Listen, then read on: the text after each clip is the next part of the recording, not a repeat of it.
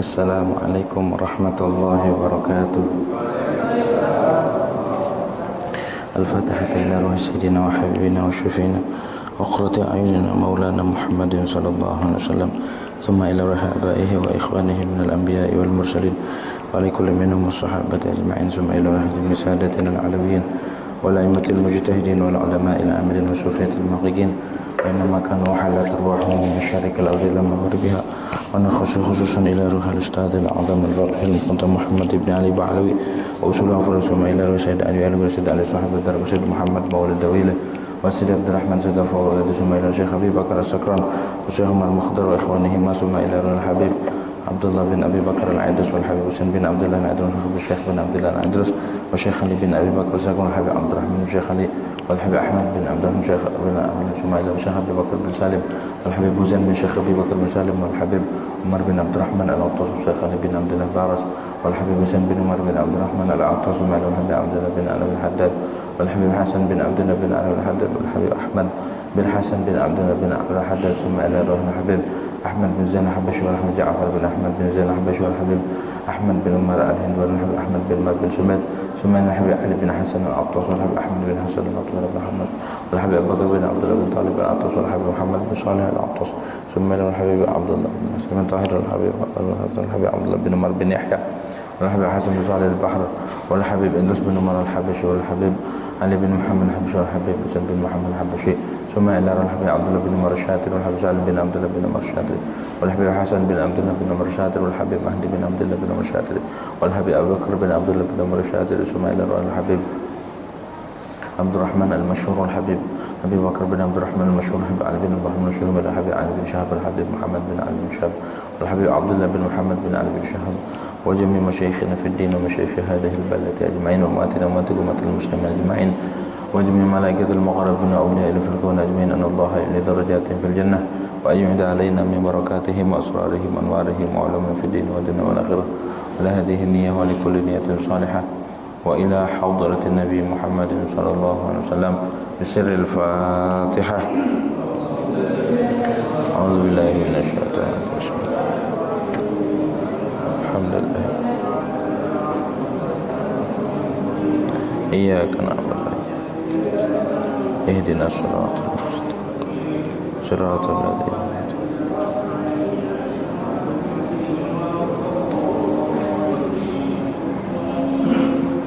Bismillahirrahmanirrahim. Alhamdulillahi rabbil alamin. Wassalatu wassalamu ala asyrafil anbiya'i wal mursalin Sayyidina Muhammadin wa ala alihi wa sahbihi ajma'in. Rabbi shrah li sadri wa yassir li amri wahlul 'uqdatam min lisani yafqahu qawli. Rabbi zidna 'ilman nafi'a warzuqna fahman thaqiba. Allahumma anfa'na bima 'allamtana wa 'allimna alladhi yanfa'una. Subhanaka la ilma lana illa ma 'allamtana innaka antal alimul hakim. Wa la hawla wa la quwwata illa billahil 'aliyyil 'azim. Amma ba'du. Qala al-muallif rahimahullahu ta'ala wa nafa'ana bihi wa bi barakati 'ulumihi fid dharain amin. Babut tayammumi, adapun ini yaitu bab menyatakan tentang tayammum.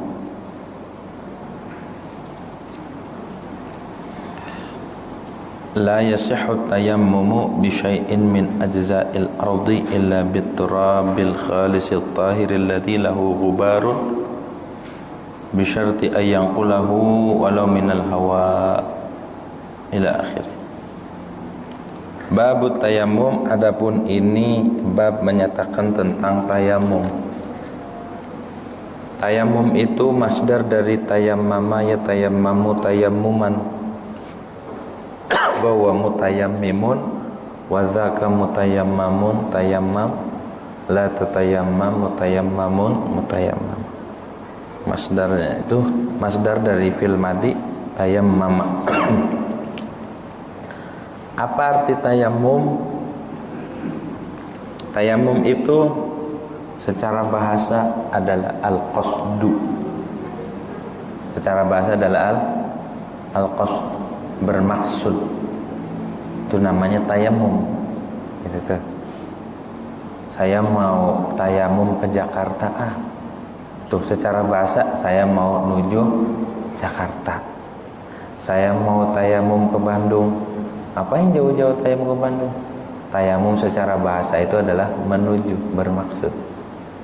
Gitu tuh ya. Saya mau tayamum kemana? Ke Jepang. Saya mau tayamum kemana? Ke Rusia. Jauh amat tayamum ke Rusia, mau pakai nuklir. Gitu tuh. Maksud tayamum secara bahasa adalah bermaksud atau menuju sesuatu, itu namanya tayamum. Begitu. Allah firmankan di dalam Al-Qur'an, wala tayammamul khabitha minhu tunfiqun. Janganlah kalian bermaksud ya sengaja-ngaja al-khabith, akan yang buruk, akan yang jelek dari harta. Tunfiquna, engkau infakkan. Yang jelek kasih orang, yang bagus disimpan. Itu jangan begitu tuh. Begitu tuh. Itu makna tayamum secara bahasa. Begitu tuh tayamum.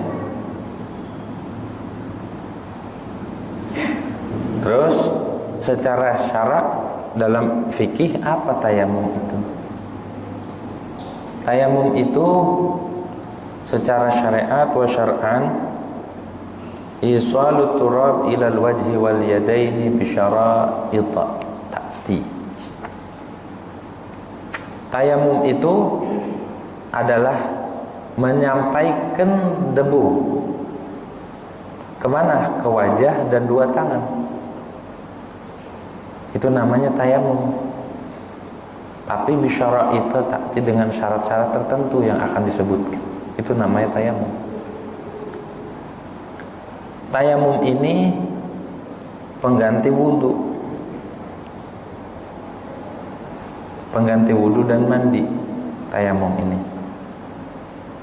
Seperti orang mau wudu nggak ada air, mau sholat, sedangkan syaratnya sholat itu bersuci. Maka bagaimana? Apakah nggak usah pakai air, nggak usah wudu? Enggak. Tayamum. Begitu. Itu namanya thaharah darurah, tayamum. Bersuci karena darurah. Begitu. Allah Subhanahu wa taala firmankan di dalam Al-Qur'an dalam surat An-Nisa. Allah firmankan, ya ayyuhalladzina amanu la taqrabus salata wa antum sukara hatta ta'lamu ma taqulun wa la junuban illa 'abiri sabilin hatta taghtasilu. Hai orang-orang yang beriman, janganlah engkau mendekati sholat. Artinya jangan sholat wa antum sukara, padahal kalian sedang mabuk, lagi mabuk, dalam keadaan mabuk, tidak ada akal, nggak boleh sholat, tidak sah sholatnya. Gitu tuh. Makanya syarat sahnya sholat itu adalah at-tamiz, ada akal, berakal. Walaupun masih kecil, ada tamiz maka sah sholatnya. Gitu tuh. Kalau orang mabuk nggak bisa sholat, nggak boleh. Dulu mabuk itu dibolehin, perlahan, gara-gara ngaco waktu sholat sambil mabuk ngaco, akhirnya perlahan diharamin. Gitu tuh.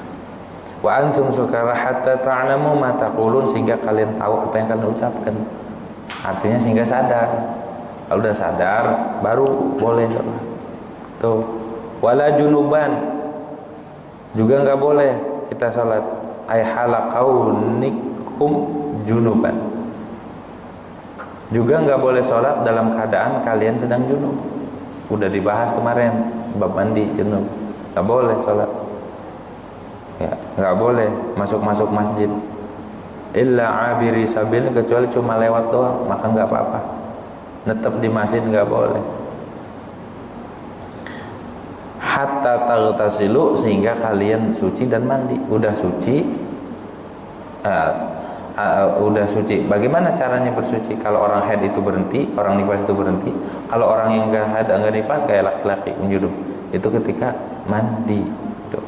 Nah, orang haid berhenti langsung mandi, orang nifas berhenti mandi, mandinya wajib. Hatta taghtasilu, sehingga kalian mandi. Sudah dibahas di bab mandi. Terus wa in kuntum marda, ini dalilnya. Jika kalian sakit, nggak bisa menggunakan air. Kalau kena air menggigil, kalau kena air malah tambah sakit. Au ala safarin, ataupun sedang bepergian di perjalanan, di tengah hutan, di gurun, kagak ada air. Au jaa ahadum minkum minal ghaiti, ataupun datang oleh salah seorang di antara kalian daripada jamban. Ini hadas kecil, buang air maksudnya. Au lamastumun nisa, atau kalian menyentuh perempuan. Falam tajidu ma'an, lalu mau mandi atau mau wudu enggak ada air. Fatayammamu sa'idan thayyiban, maka bermaksudlah kalian akan debu yang suci. Gitu tuh caranya. Kalau enggak ada air, cari debu. Habis itu famsahu biwujuhikum, maka usaplah akan wajah-wajah kalian pakai debu itu. Wa aidikum, dan tangan-tangan kalian. Jadi tangan, muka sama tangan doang tayamum. Walaupun mandi, walaupun wudhu, tetap yang diusap itu pakai debu, muka sama tangan. Innallaha kana afuwan ghafura, sesungguhnya Allah adalah Allah itu Maha Pemaaf juga Maha Pengampun. Begitu tuh. Enggak apa-apa kalau darurat, enggak ada air. Kita lagi di perjalanan, waktu ziarah, enggak ada air. Terus mampir, enggak bisa, jauh di tengah-tengah. Bagaimana caranya? Sedangkan waktu sholat sudah datang, maka tayamum. Begitu. Tayamum. Makanya tadi pengertian tayamum adalah menyampaikan debu, debunya yang suci, ada kriterianya, enggak asal debu-debu aja. Menyampaikan debu dari tempat semula dipindahkan ke tangan, ke muka, atau ke muka dan tangan. Begitu, itulah namanya tayamum. Tuh. Lalu tayamum ini apa? Tayamum itu apakah sebuah perintah dasar, apakah sebuah kemurahan, rukhsah namanya, keringanan dari Allah? Fihi salasatu aqwal, ada 3 pendapat. Ini tayamum ini emang perintah dasar, azimah namanya, ataukah tayamum ini rukhsah, kemurahan, keringanan dari Allah Subhanahu wa taala? Ada 3 pendapat. Satu pendapat mengatakan kila huwa rukhsah mutlaqan. Ini Imam Ramli katakan tayamum itu rukhsah. Menurut Imam Ramli, kala Ramli wa huwa rukhsatun mutlaqan. Tayamum itu adalah rukhsah. Apa arti rukhsah? Rukhsah itu intiqalul hukum minas su'ubati ila suhulah. Berpindahnya hukum dari yang berat menjadi mudah. Dimudahin sama Allah, kemurahan. Itu namanya rukhsah. Kayak orang sholat qashar 2 rakaat, dhuhur, asar 2 rakaat. Itu namanya rukhsah, dapat kemurahan karena ada sebab. Sama tayamum juga karena ada sebab. Begitu, nggak boleh asal tayamum kalau nggak ada sebab. Segala sesuatu yang dikaitkan dengan sebab maka harus ada sebab dulu. Kalau ada sebab maka ada musabab. Kalau nggak ada musabab. Begitu tuh. Harus ada sebabnya dulu. Baik ketiadaan airnya itu karena emang benar-benar nyata nggak ada air, lagi krisis air. Kalau sekarang kan krisis minyak, ya. Tapi alhamdulillah air melimpah. Gampang kalau krisis minyak, nggak apa-apa. Pakai pasir aja goreng kerupuknya. Jadi begitu. Kalau krisis minyak, yang sulit tuh kalau krisis air. Mandi kagak bisa, wudu kagak bisa, minum gak bisa. Begitu tuh. Kalau krisis minyak gampang. Ya, nggak usah makan gorengan, direbus aja semuanya. Gitu tuh. Jadi, tapi kalau air nggak ada gimana? Begitu, karena 75% atau 70% dunia ini, bumi, bahkan tubuh kita itu perlu dengan air. Begitu. Makanya mumpung kita masih dikasih air sama Allah, kasih hujan tadi tuh deras banget ya, sampai membak tuh, sampai banjir tuh ya, mumpung Allah kasih air, jangan malas-malas kita untuk ibadah.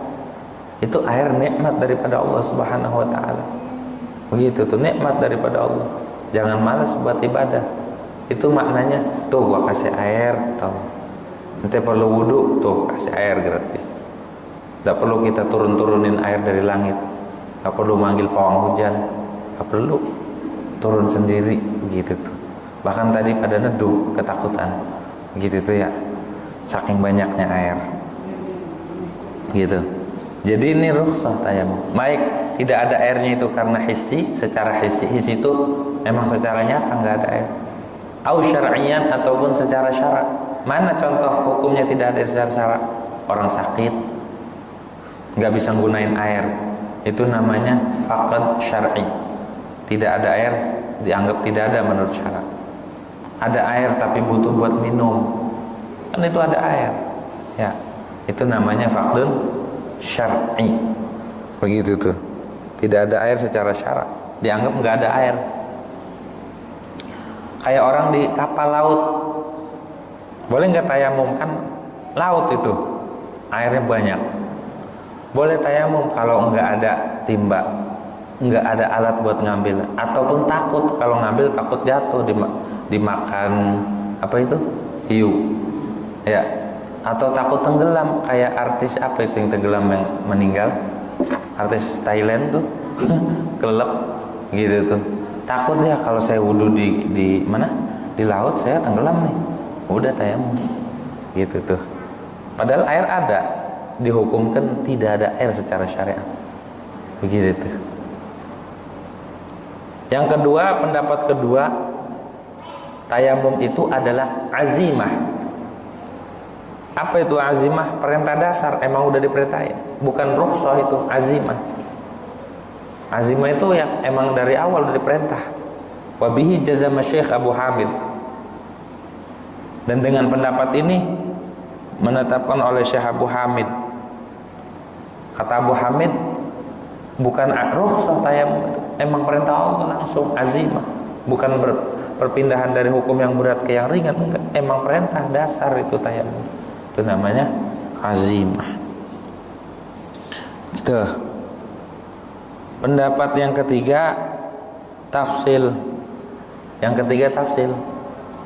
In tayammama li faqdin, menurut pendapat yang ketiga, kalau dia tayamumnya karena ketiadaan air, emang kagak ada air, ya lagi krisis air, maka fahuwa azimatun, emang itu perintah dasarnya harus tayamum.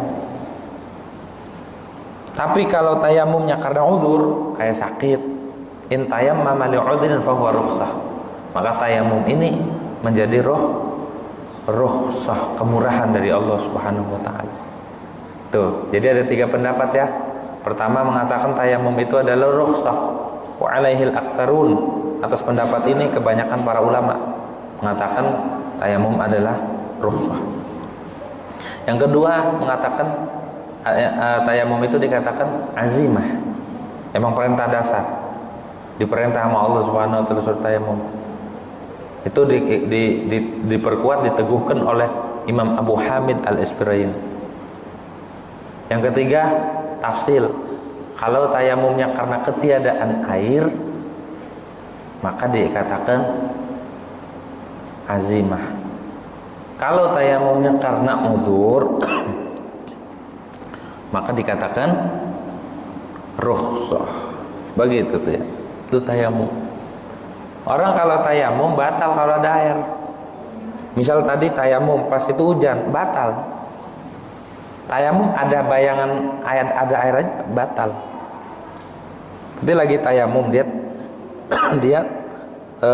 toharohnya pakai tayamum. Tiba-tiba mendung, di hati kan ada bayangan, nih turun hujan, batal dah dalam tayamum. Maka ada tebak-tebakan begini. Ada seorang perempuan sholat. Pas nengok ke kanan, assalamualaikum tuh. cerai, nikahnya bubar, nengok ke kiri, sholatnya batal.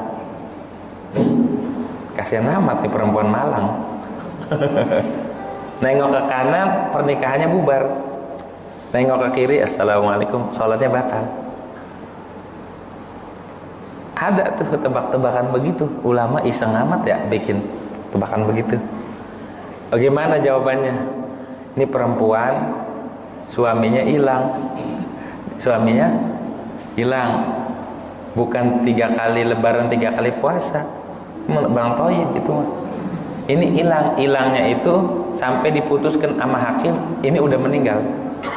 Karena teman-teman dia udah pada meninggal. Begitu tuh. Berapa tahun gitu.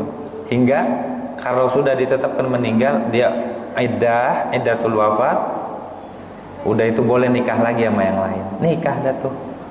Biasa nikah. Habis nikah, ya biasa sholatnya pakai tayamum.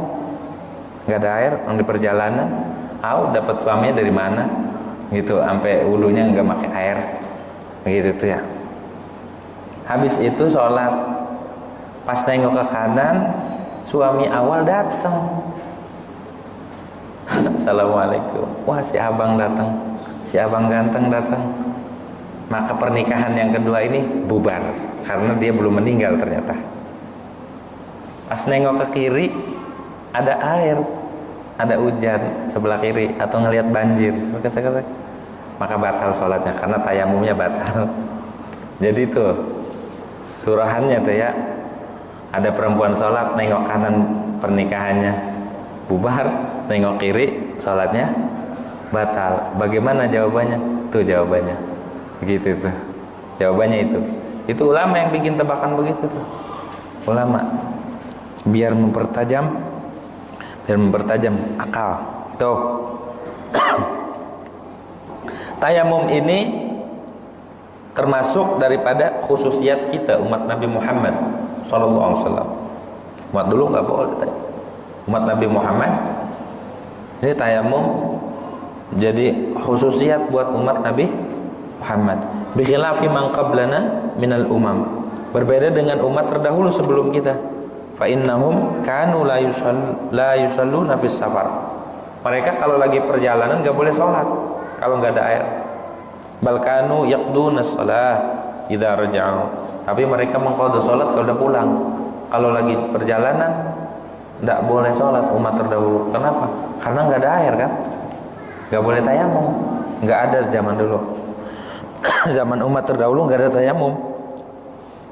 Kata kita ini nih yang cocok nih buat kita nih. Enggak salat di perjalanan. Kagak boleh kalau buat umat Nabi Muhammad. Enggak ada debu. Ya. Nggak ada debu gimana? Sholat tetap. Nggak ada air, nggak ada debu, sholat. Sholatnya sholat apa? Ya hormatil waktu.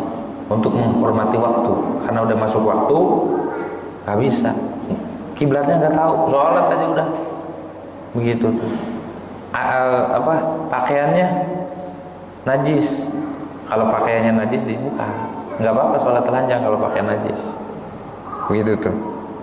Terus sholatnya sah. Tapi nanti kalau udah ada syarat-syaratnya diqadha.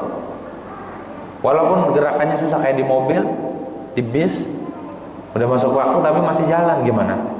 Kalau nggak sholat nih nggak keburu nih. Udah sholat aja, sholat dihormatin. Gimana rukuknya? Sebisa mungkin.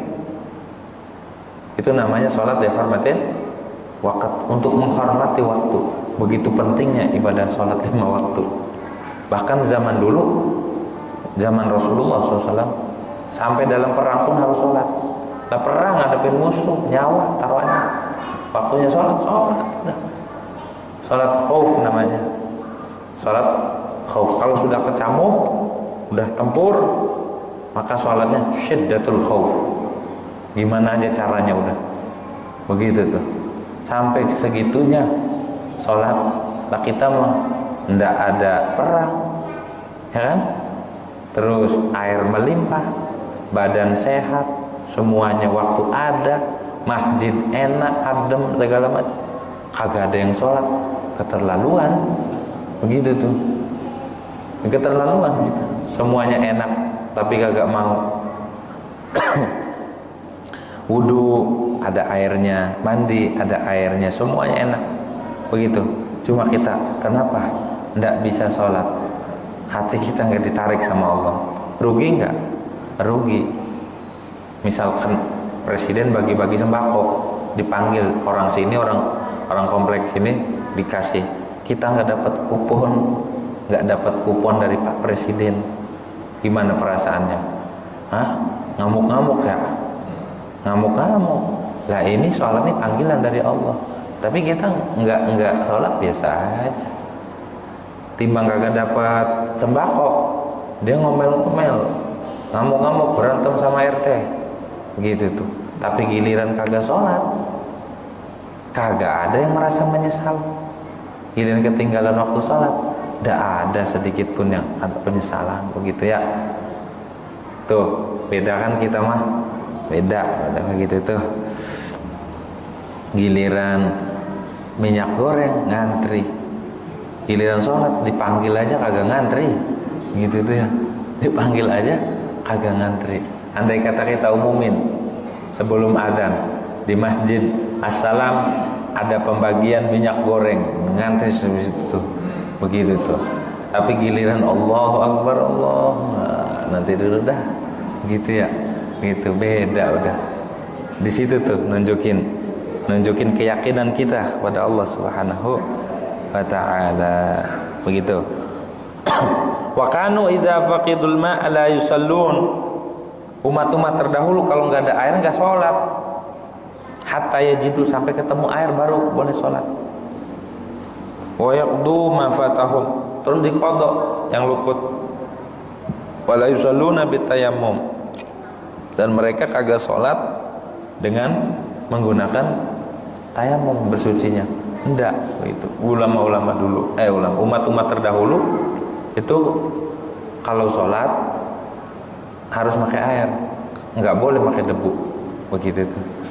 Alhamdulillah umatnya Nabi Muhammad ini ummah marhumah, umat yang disayang sama Allah Subhanahu wa ta'ala. Segala apanya dimudahin, proses menuju Allah digampangin. Umat terdahulu kalau ada najis dipotong, ada najis di baju potong. Kalau kita cukup dicuci kan.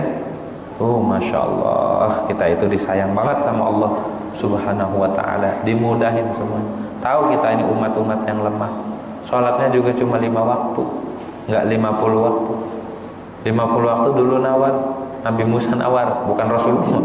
Rasulullah kagak nawar, tapi Nabi Musa yang nawarin. Jasanya Nabi Musa nih. Ini kita 5 waktu umatnya nawar juga. Nawar, udah dikasih 5 masih nawar, gitu tuh. Kadang sholat maghrib doang, subuh kagak.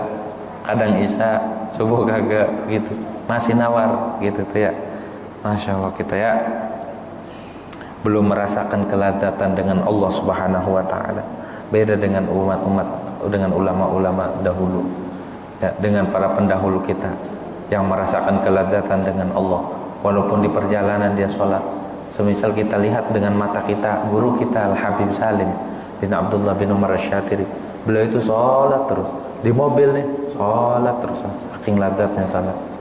Begitu tuh. Kalau kita mah udah sholat tuh pengennya cepat berhenti, ini imam kapan ini selesainya, gitu. Kalau guru kita udah selesai sholat lagi, udah selesai sholat lagi, di mobil sholat terus.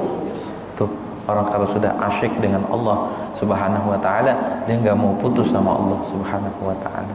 Kita melagunya doang sebakul, gitu tuh ya, gayanya doang kita mah sama Allah nggak pati resep, gitu tuh. Orang-orang dulu walaupun dia biasa dandanannya, tapi sama Allah luar biasa ya, resep sama Allah Subhanahu wa ta'ala. Nggak ada air, sholat tetap. Nggak ada debu, tetap sholat. Begitu tuh orang-orang dulu, saking menjaga hubungan dengan Allah Subhanahu wa ta'ala. Wa furida sanata arba'ina wa sittin, dan difardukan, diwajibkan tayamum ini tahun keempat atau keenam Hijriah. Gitu tuh. Tayamum ini difardukan tahun keempat. Tahun keempat pada Ghazwah Bani Mustaliq, pada perang Bani Mustaliq. Wa kana sababul ayatil madhkurah, adalah sebab turunnya ayat wa in kuntum marudha aw ala safarin anna 'iqda sayyidatina Aisyah, bahwa mata kalungnya Sayyidatuna Aisyah, kan kalung tuh ada matanya tuh, ada gandulnya itu ya, itu jatuh.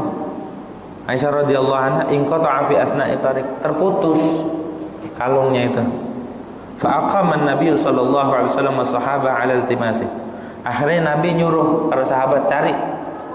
Disayang banget Sayyidatuna Aisyah, kalungnya hilang aja dicari, suruh cari begitu, dicari. 'Ala iltimasi wa laysa ma'hum ma'un hatta asbah.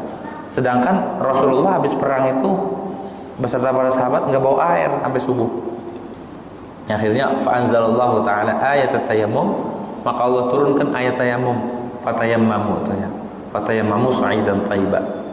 Faqala Usaid bin Hadir, berkata oleh Sayyidina Usaid bin Hadir, mahi bi awwali barakatikum ya ala Abi Bakar. Begitu tuh.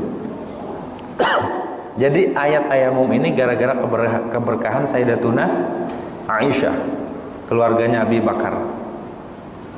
Wa fi riwayatin jazakallahu khairan, kata Usaid sama Sayyidina Bakar, moga Allah membalas engkau akan yang lebih baik. Kenapa? Karena gara-gara engkau ini turun ayat gitu tuh. Mana zalabika amrun takrahinahu illa ja'alallahu laka wal muslimina fi khairan. Tidaklah turun padamu, mana zalabiki amrun takrahin, tidaklah turun kepadamu sesuatu perkara yang kau tidak sukai. Kayak kalungnya putus kan, itu merasa enggak enak kan, tapi ternyata Allah mau bikin sebab. Illa ja'alallahu laka wal muslimina fi khairan, melainkan Allah jadikan bagimu, illa ja'alallahu laki, bagimu walil muslimina, dan bagi orang-orang Islam fihi padanya amr khairan, akan kebaikan. Jadi gara-gara keluarganya Sayyidina Bakar Siddiq, gara-gara Sayyidatuna Aisyah, ini ayat tayammum turun. Begitu tuh. Qalat, berkata Sayyidatuna Aisyah, fa ba'athana al-ba'ir fa asabna al-'aqda tahtahu. Pas kita bangkitin onta, fa ba'athna al-ba'ir, pas kita ontanya suruh berdiri, udah enggak ketemu kayaknya. Ternyata itu kalung ada di bawah onta. Faqala lahan nabiyyu sallallahu alaihi wasallam, maka berkata pada Sayyidatuna Aisyah oleh Nabi Muhammad SAW, ma a'zama barakata kiladatik, alangkah agungnya keberkahan kalungmu.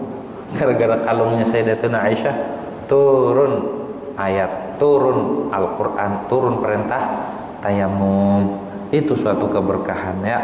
Waqala lah Abu Bakar, dan berkata pada Sayyidatuna Aisyah oleh Abu Bakar radhiyallahu anhu, wallah ya ibnati innaki kama alimti mubarakatun. Demi Allah wahai putriku, wahai putri kesayanganku, innaki kama alimti mubarakah, sesungguhnya engkau itu diberkahi amat engkau wahai putriku. Gara-gara engkau Allah turunkan ayat. Tuh Sayyidatuna Aisyah, istrinya Nabi yang paling dicintai. Setelahnya Sayyidatuna Khadijah. Waktu Sayyidatuna Khadijah Nabi enggak kawin sama selain Sayyidatuna Khadijah. Tapi ketika Sayyidatuna Khadijah Kubra wafat, Nabi nikah sama Sayyidatuna Aisyah, kemudian nikah sama istri yang lain. Begitu. Jadi keluarganya Nabi itu, istri-istrinya membawa keberkahan buat umat. Begitu tuh buat umat Nabi Muhammad sallallahu alaihi wasallam. Begitu tuh. Wa huwa min khasa'isina, tayamum itu sudah kita katakan itu termasuk khususiat umat Nabi Muhammad sallallahu alaihi wasallam. Mana dalilnya? Hadis Imam Muslim yang diriwayatkan oleh Imam Muslim nih, ju'ilat lanal ardu kulluha masjidan wa turbatuha tahuran. Dijadikan bagi kita bumi, tanah, semuanya itu jadi masjid. Maksudnya boleh sholat di mana aja. Kalau orang dulu umat-umat sholatnya harus di masjid, harus di tempat ibadahnya. Kalau umat Nabi Muhammad boleh sholat di mana aja, bebas. Itu maksud ju'ilat lanal ardu kulluha masjidan. Semua tanah, semua bumi boleh buat sholat. Begitu tuh. Wa turbatuha tahuran, dan debunya itu bisa dijadikan buat bersuci. Itu tuh khususiat umat Nabi Muhammad sallallahu alaihi wa alihi wasallam. Begitu tuh. Itu hal-hal yang terkait dengan tayamum. Nah, sabab tayamum ada 7. Sabab tayamum ada 7. Sebab disyariatkannya tayamum, diperintahkan tayamum ada 7 sababnya. Dinazamkan di dalam kitab Hasyiah Qurdi. Sababnya nih. Ya sa'ili asbaba hilli tayammumin hiya sab'atun bisima'iha tartahu faqdun wa khawfun hajatun idlaluhu maradun yasyukku jabiratun wajirahu. Nih sebabnya nih. Ya sa'ili, wahai orang yang bertanya padaku akan sebab-sebab tayamum. Sebabnya tayamum itu ada berapa? Yang membolehkan kita tayamum itu ada berapa? Hiya sab'atun, ada 7. Sebabnya ada 7. Bisima'iha tartahu, dengan mendengarkan sebab-sebab yang 7 engkau akan merasa puas dan nikmat. Gitu. 1 faqdun, 1 tuh sababnya. Sababnya adalah tidak ada air. Tidak ada air. Baik faqdun hissi ataupun faqdun syar'i. Enggak ada air secara zahir, secara nyata, atau enggak ada air di dalam syariat. Menurut syarat ini dikatakan tidak ada, maka boleh tayamum. Enggak asal tayamum. Kalau ada tayamum begini, kalau ada air kemudian tayamum aja, enggak sah tayamumnya.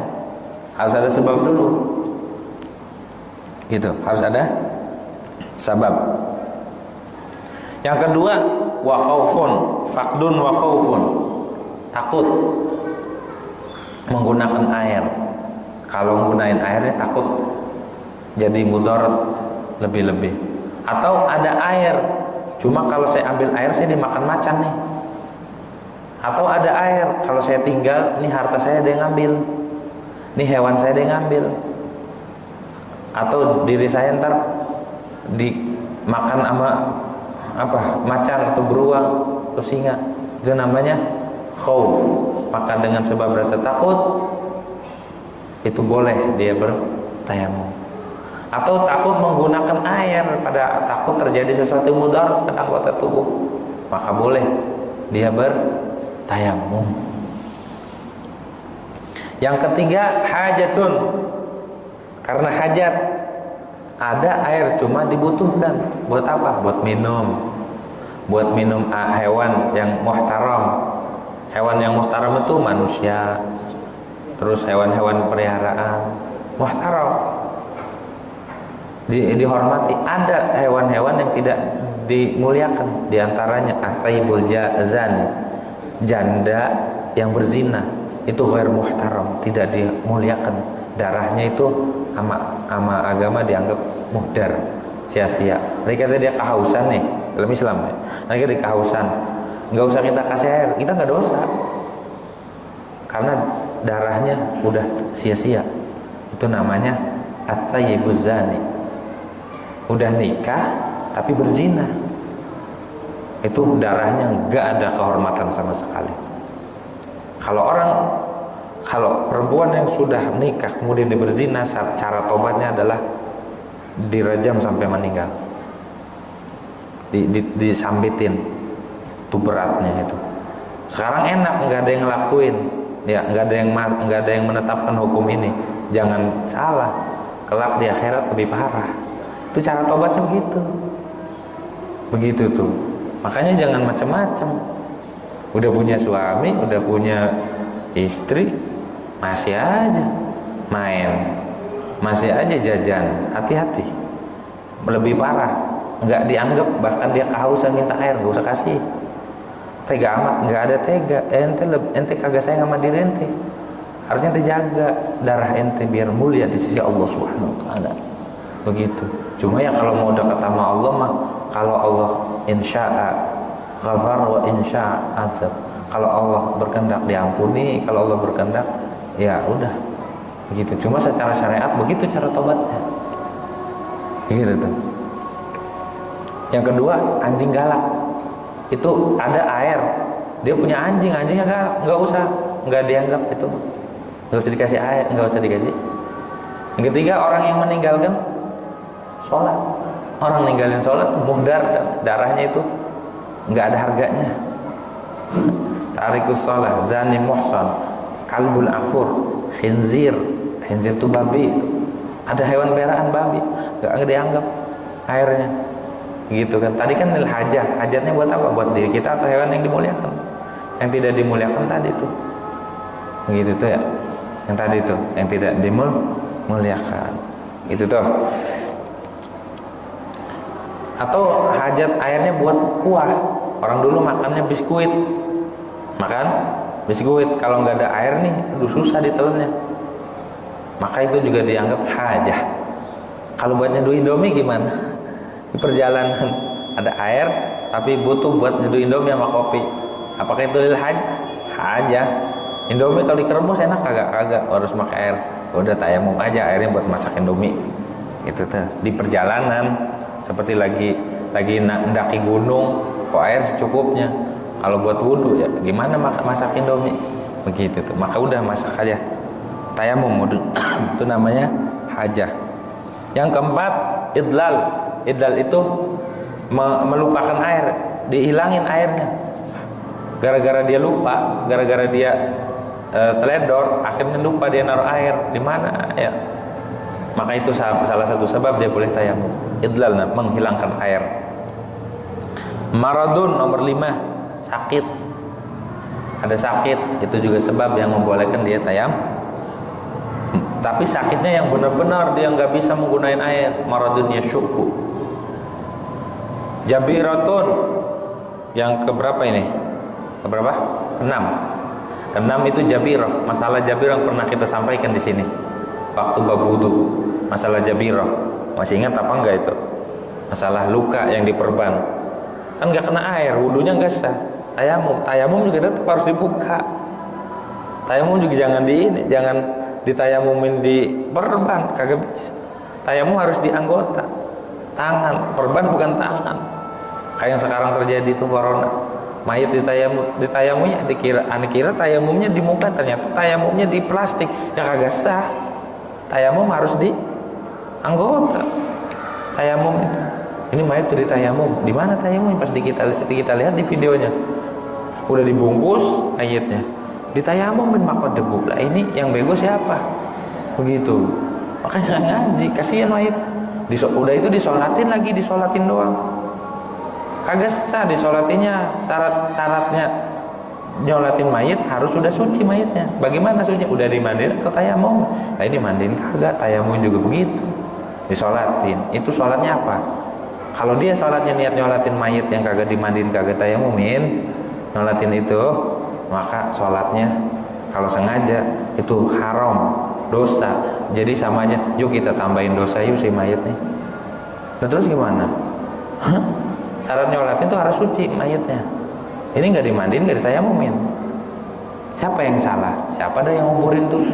Lingkungannya salah juga, karena yang fardu kifayah itu, di mana mayat meninggal di situ tanggung jawab sekampung itu. Kagak ada yang tergerak atau biasa aja, nggak peduli, maka dosa sekampung itu dosa. Dosa yang kagak dirasa, itu dia dosanya. Begitu tuh. Udah yang udah terjadi udah, biarin. Dosa kita tobat sama Allah Subhanahu wa taala, mudah-mudahan terima ya. Cara penguburannya begitu tuh. Terus wajirahun dan luka. Kalau ada luka, ya, kalau ada luka boleh tayamum. Itu 7 sebabnya, harus tahu. Enggak asal tayamum begitu tuh. La yasihhu tayamum. Ini ada pertanyaan, udah tutup. La yasihhu tayammum syai'in wallahu a'lam bissawab. Nih kurang lebihnya mohon maaf nih Buya, Bapak-bapak. Nih tawakuf ya. Tawakuf sementara karena menghadapi bulan Ramadan. Ya, maka kegiatan pengajian diliburkan sementara, bukan berarti nggak ngaji. Salah. Di Ramadan harus lebih giat lagi ngajinya, pahalanya double. Gitu tuh. Bukan Ramadan malah kagak ngaji di mana aja ngaji. Itu sama siapa aja ngaji, begitu tuh ya. Kita diliburkan biar ibadahnya getol, makin giat, gitu tuh ya. Begitu tuh. Andai kata ada tutur kata yang kurang berkenan, mohon saya dibukakan pintu maaf. Atau ada perilaku saya yang kurang berkenan, mohon dibukakan pintu maaf yang seluas-luasnya. Adanallahu iyyakum. Assalamualaikum warahmatullahi wabarakatuh.